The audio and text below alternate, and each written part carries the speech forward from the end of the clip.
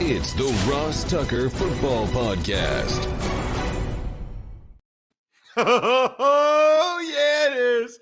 But it's not just any Ross Tucker Football Podcast. It is a Tuckheads Tuesday that we're recording a little bit later than we normally do, specifically so we could talk to my buddy Mike Florio from Pro Football Talk about all the latest news going on around the NFL and his outstanding book that is available now. Mike's a busy guy. This was the time we could talk with him, so a little bit later than normal. We'll get to Mike momentarily. You guys know the drill. We'll have a new Spread the Word winner via social media at Ross Tucker NFL, at Ross Tucker Pod. Love when some new people step up. Love the sponsor confirmation email winners, Athletic Greens, LinkedIn, 100 Flowers, lots of options. And then the YouTube shout out, youtube.com/Ross Tucker NFL. It's Big Show time. The Big Show. All right, you got to check him out on social media. I know a lot of you already do. At Pro Football Talk. His website is beastly, profootballtalk.com. He's got a daily show every morning, 6 a.m. to 9 a.m., Mike? 7 to 9 on Peacock, and then 5 to 6 Eastern on Peacock. So we get it early in the morning, and then we do an hour to clean up the news of the day. Wow. That's intense. The second one again, that's intense. He also has a book out now, which, by the way, is perfect timing for some of the things I want to talk to Mike about.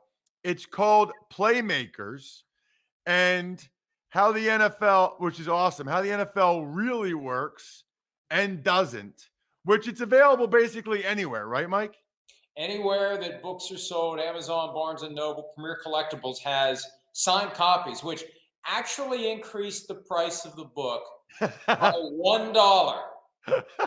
I'm surprised it doesn't decrease the value of the book, but it's actually worth $1. And I had a day where I had to sign. They send what becomes the first page of the signed copy, and they actually make the books with that page in there. And I had a stack of pages that I had to just sign and sign and sign. And I tried to create something legible. I hate nothing more than someone's signature that you have no idea who it is. So I took my time. So for $1 extra, you get an autograph that's worth far less than that.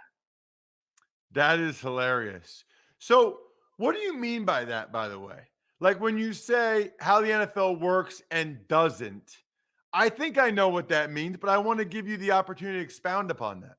Well, the whole idea was, and I owe a lot of credit to David Black, my literary agent, and also my editor, Ben Adams at Public Affairs, for helping me kind of craft this general idea of a 20-year history lesson about the NFL into a format that made sense.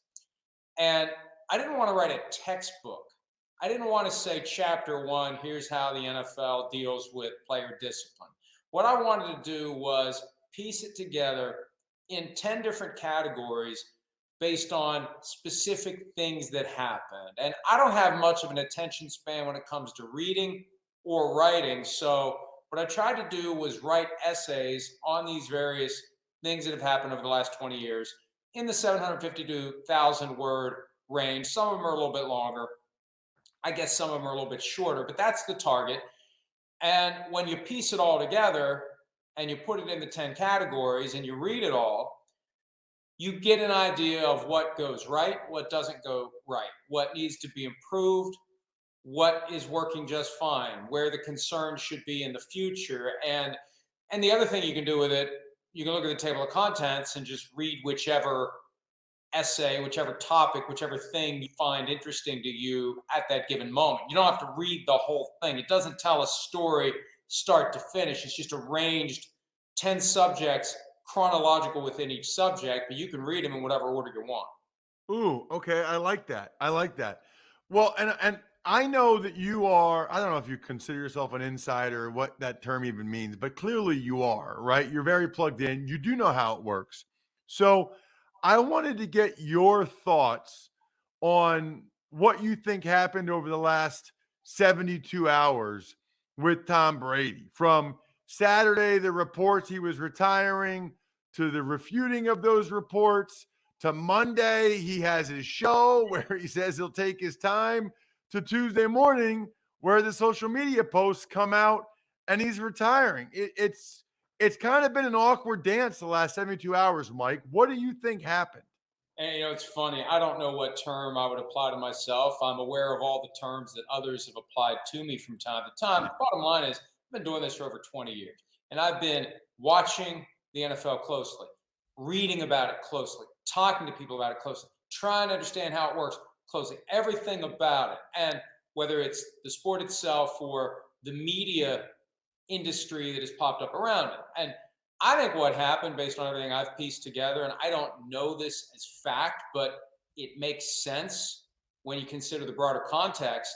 When ESPN reported on Saturday that Tom Brady was retiring, now the presence of Adam Schefter's name on the report, and you'll see these stories from ESPN with two names.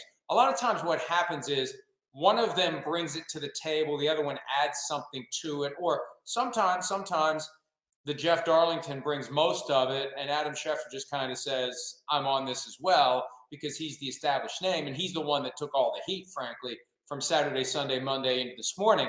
But they were convinced it was going to happen. Now, the presence of Schefter's name creates the impression that the announcement is coming quickly after the report, because we see that time and again. He reports something, 5 minutes later it's announced. He reports something, 5 minutes later it's announced. The difference here was he reports it, and then there were crickets. And then there was pushback. And then there was uncertainty. And the rumor making the rounds, Ross, and this makes a ton of sense, that Man in the Arena documentary that Tom Brady created with his own production company, televised on ESPN Plus, that in the final episode, that's where he was going to announce his retirement. He taped it. Someone caught wind of it. Someone told Darlington about it. Schefter added whatever Schefter added. And that's how it got out there. And that's why they didn't back off, because they heard it. They heard it or heard about it coming directly from Tom Brady's mouth. And then Monday night, I'm surprised he just didn't postpone his podcast, because what it looks like now, it looks like he lied in his podcast, unless he truthfully didn't know what he was going to do and didn't have a timetable Monday night. And at some point between Monday night and Tuesday morning, he had an epiphany where he was visited by the ghost of football past, present, and future that told him to retire. It makes no sense. And he said last June, 90% of the things he says publicly aren't true anyway. I think he said what he had to say Monday night to preserve the ruse until Tuesday morning, when he declared on social media with a multi-page post that he didn't thumb into his phone that morning. It surely was written and vetted and thought about and read by professionals. That's when he pulled the sheet off of it. So there's no way he didn't know yesterday the truth of what was coming. And that's fine. That's fine. He said what he had to say on the podcast, but it's a reminder that so much of what we hear at face value is frankly bullcrap. Mike, is there something to be said, and maybe my listeners care about this, maybe they don't, I don't know, but is there something to be said where if you're Darlington and Schefter, it's like, yeah, Tom might be mad if we report this before he's ready, but he's retiring. We don't need him anymore. It doesn't matter if he's mad at us. Oh, I think that some reporters will definitely factor in to the assessment of, it's risk reward, cost benefit.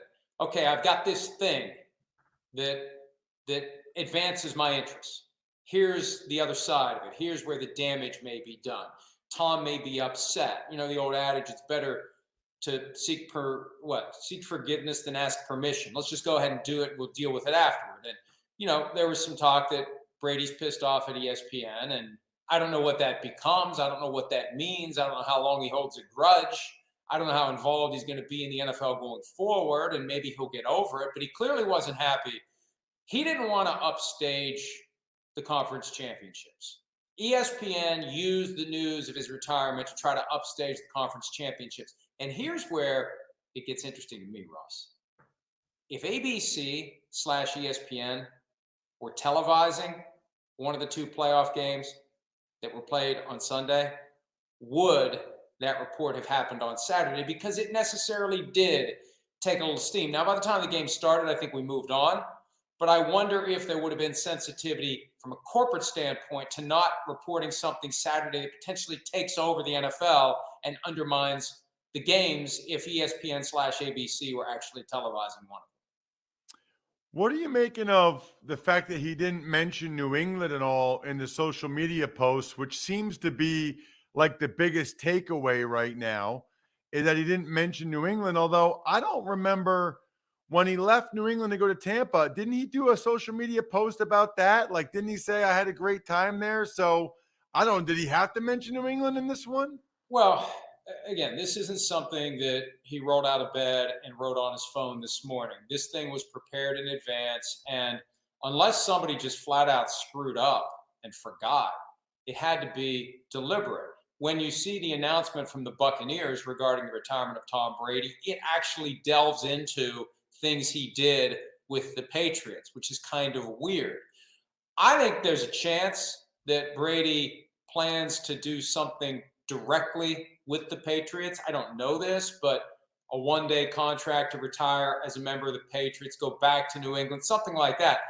But it does look glaring. And maybe the idea is it's so glaring that people with common sense will realize it wasn't a deliberate snub of the Patriots. When you see everyone he thanked from the Buccaneers, from all staff and employees, the fans, the coaches, GM Jason Light, head coach Bruce Arians, ownership, and no mention of the Patriots, I think that the safer interpretation is he'll have something for the Patriots at a later time, and maybe he hopes that people will just kind of figure that out. But it's weird because I haven't seen any pushback from his camp on this criticism he's getting for omitting the Patriots. So maybe sooner than later he'll have something to add, and maybe he'll resurface in Foxborough as soon as later this week for some sort of ceremonial retirement as a member of the Patriots.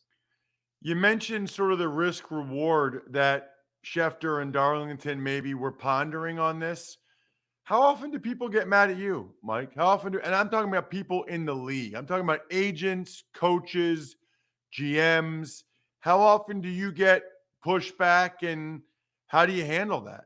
Oh, it happens all the time. I mean, there's two types of reports as it relates to sports media. And I assume that this is true of any type of reporting that people do. And Jay Glazer explained this difference to me several years ago. There's the stuff that's going to be announced anyway. And that's what people like Adam Schefter and Ian Rappaport and the others at the NFL media army traffic in. They get the stuff before it's announced. They report it 5 minutes before it's announced. And Miles Simmons, who works with us at PFT now and previously worked for the Rams and the Panthers, he said during our afternoon show that when he was working for a team, there were times when they'd have their social media announcement of a transaction ready to go, and it was understood within the organization, Schefter's breaking it first, 5 minutes later, we're going to announce it. So that to me, and the way Glazer explained it, I think it makes sense. It's not really journalism. The real journalism is the stuff that you put out there that they didn't want you to know about, like the Tom Brady retirement story on Saturday when he didn't want it out there. That's far closer to journalism than basically doing the press release 5 minutes before the press release is issued. And so when you report items like that, whether it's news that somebody didn't want out, an interpretation that somebody disagrees with, maybe some financial details about a contract that aren't flattering, or a comparison of a contract from one player to another player, and there's somebody who's upset about that. I mean, yeah, it happens all the time, but I've been doing it 20 years. I can deal with it. I mean, I've had everybody connected to the NFL one way or another get pissed at me at some point. You're not doing the job right if people aren't getting pissed at you. You're doing it wrong if everybody's happy with everything you say, because then you're part of the machine. You're part of the propaganda if everything you say is fine and dandy with anyone about whom you're saying. That's an interesting way to look at it. And you're right. I mean, that's a good point. You know, it's funny. Why is breaking news so important? In other words, like the news, 99% of it's going to come out, as you said, Mike, 5 minutes later. The team's going to announce it, or it's all going to come out.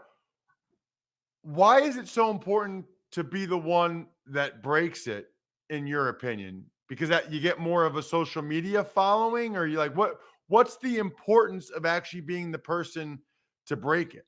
I think there's an appeal to the lowest common denominator among the fans who don't understand how it all really works.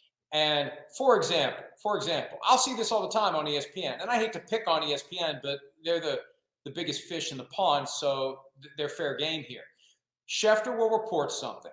Like, I think it happened recently when he reported that Brian Daboll would be the next Giants coach.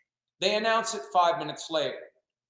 But on the scroll for the rest of the night on ESPN, even though the Giants have announced it, it says Schefter, Daboll to be Giants' new head coach. Well, they've announced it. You don't need Schefter or anyone else at that point. So I think a lot of it is just part of the effort by the media companies and by the individual reporters to somehow make themselves look like they're doing something other than serving as external PR agents for the teams.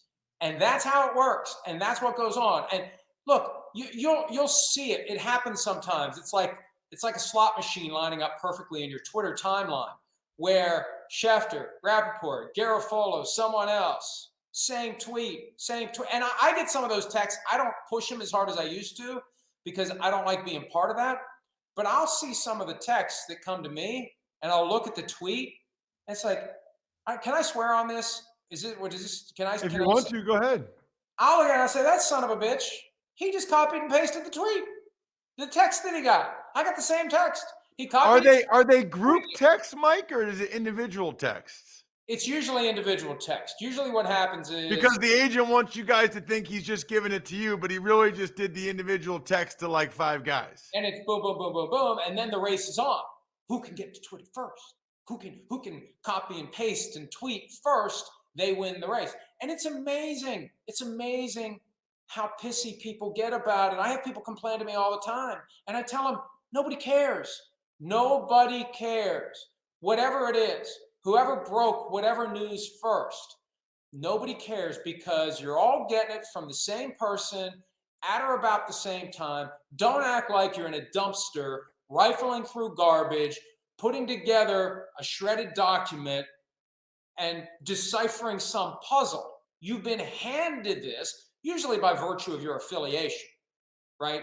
You work for ESPN. Whoever the top guy at ESPN is, he's getting it. Top guy at NFL Network, he's getting it. Top guy at Fox, he's getting it. And that's the disconnect between those of us who understand how it works and everybody else, because the vast majority of people don't understand it and they just think, oh boy, that Adam Schefter, he's breaking all these stories. Well, he's getting them handed to him 5 minutes before they go live. Last question, Mike. Quarterback prediction time. Oh. Which guys move? Which guys go elsewhere? It's amazing, Ross, the last 2 years, how it's changed. The Tom Brady year, 2020, with all the free agents. And I think teams now, because there's so many great young quarterbacks, they're willing to let the bird in the hand fly away and go after somebody better. Just like with Matthew Stafford last year going to the Rams. And that deal was unofficially done January 30, 1 year to the day before the Rams advanced to the Super Bowl. So the coaching carousel has to stop first. Once that stops, then we know what coaches are where, what offensive coordinators are where, and then I think we move on to what does Aaron Rodgers want to do? Where does he want to go? If I was Aaron Rodgers, I'd stay the hell out of the AFC. I'd want to go to the 49ers or the Buccaneers at this point. I don't know that I want to go to the Buccaneers because I don't want to follow Tom Brady. But I don't want to jump into the AFC West with the Broncos or the Raiders. Those are 2 other teams that he may be considering. The Steelers. Why do I want to go into the AFC North with the Bengals and the Ravens and the Browns? So I think Rodgers is kind of the first domino to fall. Once people know where he's going to go, is Russell Wilson going to make another power play like he did last year? I think he may, right? I don't rule out Tom Brady waking up someday between now and September and deciding to do it all over again. I don't think he will. But, you got Jimmy Garoppolo that's going to be in this mix, quite possibly. The Steelers are clearly looking for somebody who's an upgrade over Mason Rudolph. Will they draft someone? Will they go after one of these veterans? They had a 10% drop in local TV ratings this year in Pittsburgh, and their attendance hasn't been full capacity lately.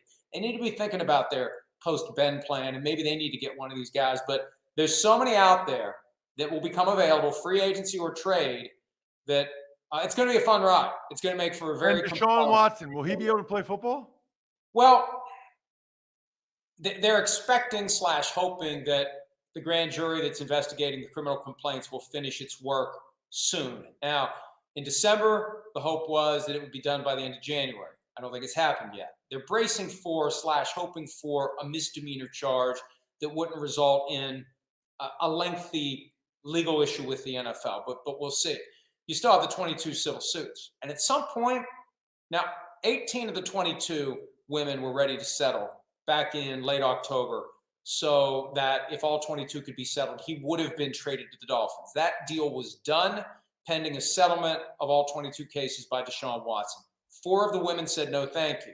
At some point, he's just got to write the check. He's just got to write the check and move on with his life. He's already missed a year of football. He's got to resolve these. And I'm not saying, I don't mean it in a crass way, like you buy your way out of a problem, but justice comes in many shapes and sizes. And these women filed civil lawsuits.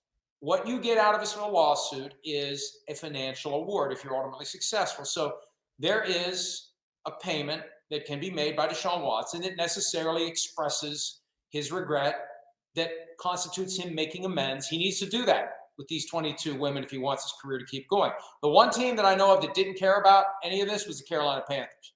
He didn't want to go to the Panthers. He wanted to go to the Dolphins. Well, we'll see if as we get deeper and deeper into 2022, his position changes. But he's got that no trade clause, so he can control his next destination. And the stakes are higher this year, Ross. His salary is $35 million, fully guaranteed. His name is Mike Florio at Pro Football Talk on social media. Make sure you pick up a copy of Playmakers, How the NFL Really Works and Doesn't. Thank you, Mike. There it is, right there. There it is. I'd get up and actually hold it in front of the camera, but I'm not wearing pants. Thanks, man. See you. So interesting. I mean, that's why I feel like we do that once or twice a year. We get a guy on that's behind the scenes to kind of give you guys a little bit of a taste of what that's like. Speaking of behind the scenes, you can create a free job post in minutes on LinkedIn Jobs to reach your network and beyond to the world's largest professional network of over 770 million people. Focus on the candidates with just the right skills and experience and use screening questions to get your role in front of only the most qualified. Use simple tools on LinkedIn Jobs to quickly filter and prioritize who you'd like to interview and hire. It's why small businesses rate LinkedIn Jobs #1 in delivering quality hires versus leading competitors. LinkedIn Jobs helps you find the candidates you want to talk to faster. Did you know every week, nearly 40 million job seekers visit LinkedIn? Post your job for free at linkedin.com/Ross. That's linkedin.com/Ross to post your job for free. Terms and conditions apply. Tuck's Takes. Hey, Ross. I guess it was a good thing that we waited and recorded a little bit later. Now we got the Tom Brady news. He's officially retired at the age of 44 after 22 seasons in the NFL. So many thoughts, Bri. I've got so many thoughts. I know I've told a bunch of Brady stories over the years. I don't even know which ones I've told, which ones I haven't. I guess 2 things come to mind for me right now. 3. Number 1, really just grateful and appreciative that I got to be his teammate. It's really cool. I mean, the guy's the best ever, and I snapped the football to him. I don't know how many guys have done that, 100, 50. I have no idea. But it's an honor. He's the best there ever was. It's really an honor. That's number 1. Number 2, I wish he kept playing. I think I've said this before, but I feel like to my daughters, it was one of the things they thought was coolest about me. Everybody in their class, all the boys and girls, they all know about Tom Brady, and it was cool that they could say my daddy played with Tom Brady. So selfish. Brady is selfish. He should keep playing for my benefit, for my relationships with my daughters and my coolness factor. He should keep playing. The other 2 things, I think I added one maybe. I'm really happy for him. I'm happy that he doesn't have that pressure, the threat of injury, all of those things hanging over him anymore, and that he can enjoy his life and his family. And I hope he does. I hope he does have joy in that and find something that is as impactful to him as football was. And then last thing is, his critics never got their pound of flesh. There were people for almost 10 years that would say, he's done, he's washed up, this is the end. And he never was. At 44 years old, in his 22nd year, he led the NFL in yards and touchdowns. He kind of beat Father Time, or at least Father Time never beat him. He just decided he didn't want to fight with him anymore. Tuck's Takes. Some other official news that we learned today: the Raiders have hired Josh McDaniels as their head coach to go along with Dave Ziegler as general manager. Little surprised by this. It seems to me like the Raiders wanted a clean sweep from anything related to John Gruden. I probably would have kept Mayock and Bisaccia for a year. They had a lot of things going in the right direction. A lot of things going well. I guess I would have wanted to keep that momentum. Even if it was only for a year, you don't need to give Rich Bisaccia a big 5-6 year deal. He's never been a head coach before. Give him a 3-year deal. He'll take it just for the opportunity. So I would have stuck with Bisaccia and Mayock for another year. And I would have been curious to see if the momentum could continue. They could keep going in the right direction. But I also understand the argument that Mark Davis did not think those guys were up for those jobs, thinks that getting Josh McDaniels is a real coup and going with Dave Ziegler. And they're a good pairing. They obviously have a lot of experience together. The real negative is Bill Belichick guys have not had that much success. I guess Bill O'Brien went to the playoffs a few years. Brian Flores went to the playoffs one year. Actually, he never even did. He never did go to the playoffs. There's not a great track record there or history. Tuck's Takes. Two other quick notes, including the health status of both tight ends for the Super Bowl. They're up in the air. And Jimmy G undergoing thumb surgery.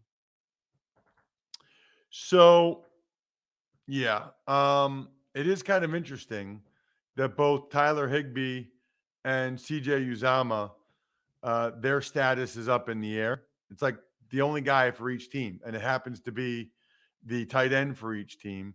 And then Jimmy Garoppolo, you guys know the rules. When you're out there inside the white lines, nobody cares about your injury. And your performance is your performance. But I do think the fact these guys don't let anybody mess with their hands, right? Their throwing hand or shoulder, they're very particular. The fact that Jimmy Garoppolo is getting his thumb operated on really makes it even more impressive what he was able to do over the last month or so of the season. He had some bad throws, hit some bad decisions, but he got them to the NFC Championship game. They had a 10-point lead. Now he's going to have surgery on that thumb. I mean, imagine having a thumb so bad you have to have surgery on it, yet that's your job is to throw with that hand. It's not conducive to a whole lot of success. What is conducive to success in your relationship? Getting your significant other a story from myfrontpagestory.com for Valentine's Day. I hope a lot of you guys do this. Not for me, but for you. I've seen the videos. I've seen the pictures. It's just a truly special, unique gift that most people have never heard of. They don't even know it's a thing. And your significant other will be ecstatic. I'd be shocked if they weren't. Highly recommend it. myfrontpagestory.com. Shout outs. Steakhouse Sports, HumanHeadNYC.com, Vision Comics with an X, Sporticulture, Pizza Boy Brewing, all the companies that are, I think we're done here, members of patreon.com/RT Media, which is fitting because I do think we're done here. Thanks for listening to the Ross Tucker Football Podcast. Make sure to also subscribe to the Fantasy Feast, Even Money, Business of Sports, and College Draft. All available at Apple Podcasts, rosstucker.com, or wherever podcasts can be found. A lot of times on the show, I mentioned DraftKings. Here's what you need to know. You got to be 21 or older, New Jersey, Indiana, or Pennsylvania only. New customers only. Restrictions apply. See DraftKings.com/sportsbook for details. Gambling problem, call 1-800-GAMBLER, or in Indiana, 1-800-9-WITH-IT. By the way, if what I was talking about included a deposit bonus, doesn't always, sometimes it does. Deposit bonus requires 25 times playthrough, and deposit bonuses are paid out in site credit.